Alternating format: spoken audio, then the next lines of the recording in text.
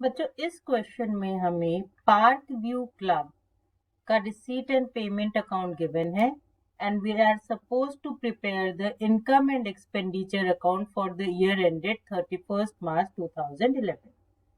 We have been given the receipts and payment account and some additional information. We will use these two and prepare the income and expenditure account. So let us analyze it, each and every figure. Here the subscription is for the year 2009-10, 10-11 and 11-12. But जब हम income and expenditure account बनाएंगे तो हम किससे consider को करेंगे? सिर्फ उसको जो 2010-11 से रिलेटेड है। उसके लिए हम सिंपल कर लेंगे, हमें कोई बैलेंस शीट नहीं बनानी, तो हमें कोई इस साल का आउटस्टैंडिंग वगैरह निकालने की कोई कैलकुलेशन करने की जरूरत नहीं है। हम क्या करेंगे, हमारे पास 450 मेंबर्स हैं और हर एक मेंबर का एनुअल सब्सक्रिप्शन 500 रुपीज का है। दैट मीन्स जो हमारा annual subscription income and expenditure account में आना चाहिए वो होना चाहिए 450 multiplied by 500, number of members multiplied by the subscription paid by each member, which will be equal to 2,25,000.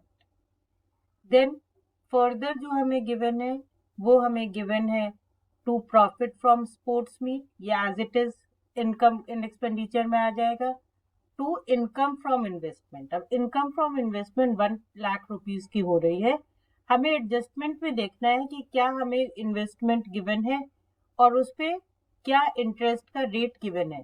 तो हमें इन्वेस्टमेंट गिवन है कि 31 मार्च 2010 को जो इन्वेस्टमेंट थी that was of 20 lakh, but हमें रेट ऑफ इंटरेस्ट नहीं गिवन। तो इसका मतलब हम कोई अक्रूड या एडवांस नहीं निकाल सकते, जो गिवन है हम एज इट इज इसको इनकम एंड एक्सपेंडिचर में ले जाएंगे। नाउ सैलरीज है 2,08,000 की, सैलरीज के रिस्पेक्ट में भी हमें किसी तरह की कोई एडजस्टमेंट नहीं गिवन है।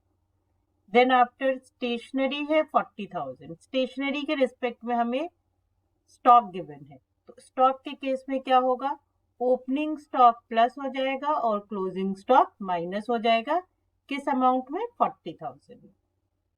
उसके बाद फिर जो हमें गिवन है वो गिवन है रेंट 60,000, रेंट के रिस्पेक्ट में भी हमें कोई एडजस्टमेंट नहीं गिवन। देन फिर गिवन है टेलीफोन एक्सपेंसेस है 10,000, और टेलीफोन एक्सपेंसेस के बारे में हमें बताया है कि जो टेलीफोन एक्सपेंसेस है वो 3,500 आउटस्टैंडिंग है, तो ये 3,500 10,000 में हम ऐड कर देंगे। Further by investment 1,25,000 capital expenditure है, इसको रिकॉर्ड नहीं करेंगे। फिर हमें गिवन है सन्ड्री एक्सपेंसेस, सन्ड्री एक्सपेंसेस है 92,500। इस सन्ड्री एक्सपेंस के रिस्पेक्ट में हमें बताया है कि इसमें 7,000 जो है वो लास्ट ईयर का आउटस्टैंडिंग था, यानी उसको इस साल सब्ट्रैक्ट कर देंगे। अब इसमें और क्या गिवन है कि बिल्डिंग 10 लाख की है जिसपे हमें 5% पर एनम का डिप्रिसिएशन लगाना है, और income accrued on investment purchase during the year amounted to 3,750, ये हमारा अक्रूड इंटरेस्ट है, ये इनकम में आ जाएगा।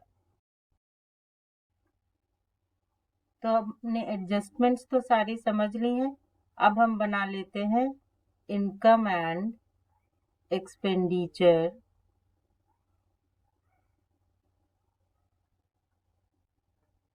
अकाउंट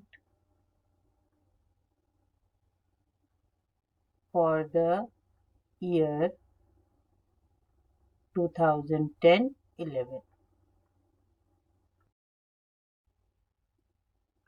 इसमें डेबिट साइड पे हमारे सारे एक्सपेंडिचर्स आ जाएंगे, अमाउंट, और क्रेडिट साइड पे हमारे सारे इनकम्स आ जाएंगे। तो हम पहले सारे इनकम की एंट्री कर लेते हैं।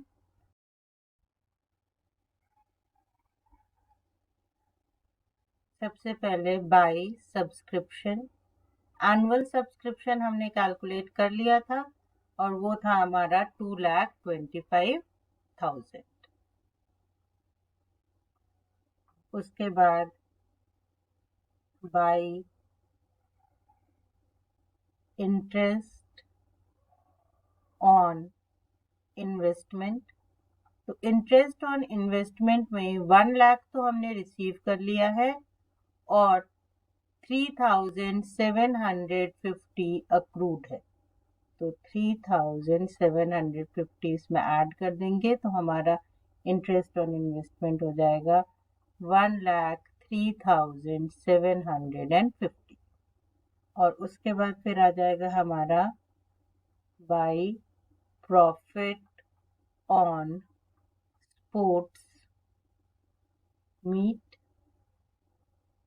जो कि हमें गिवन है 1,55,000।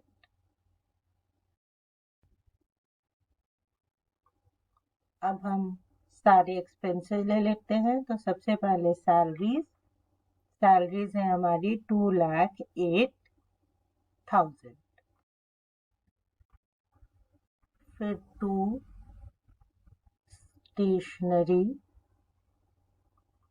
स्टेशनरी का हमें गिवन है 40,000। इसका स्टॉक भी गिवन है तो हम क्या करेंगे, प्लस ओपनिंग स्टॉक जो है हमारा 5,000 एंड माइनस क्लोजिंग स्टॉक जो है हमारा 9,000। तो ये प्लस माइनस करके आ जाएगा 36,000। देन टू रेंट 60,000 है और इसके रिस्पेक्ट में कोई एडजस्टमेंट नहीं है। उसके बाद फिर 2 टेलीफोन एक्सपेंस हमें गिवन है 10,000 और 3,500 आउटस्टैंडिंग है, तो प्लस आउटस्टैंडिंग 3,500, तो हमारा टेलीफोन एक्सपेंस टोटल हो गया 13,500।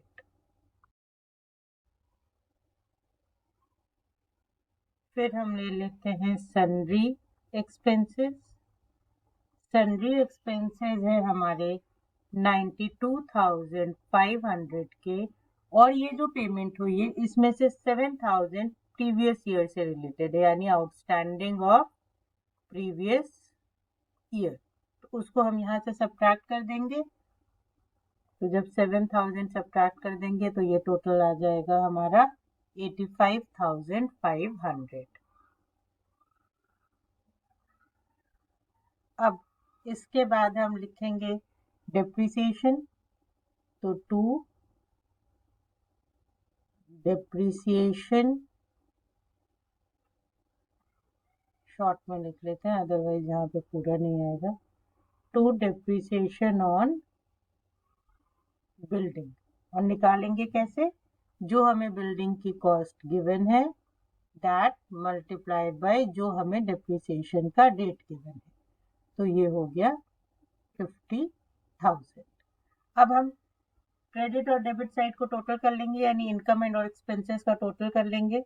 तो जब टोटल करेंगे तो आप देखेंगे आपकी इनकम ज़्यादा है और एक्सपेंसेस कम है, तो जो डिफरेंस है वो क्या हो जाएगा, सरप्लस, क्योंकि इनकम ज़्यादा है इसलिए डिफरेंस क्या हो जाएगा, सरप्लस, और वो सरप्लस होगा 30,750, और दोनों ही साइड का टोटल होगा 4,83,750, 4,83,750। ये हमारा बन गया income and expenditure account. Hope it is clear to you.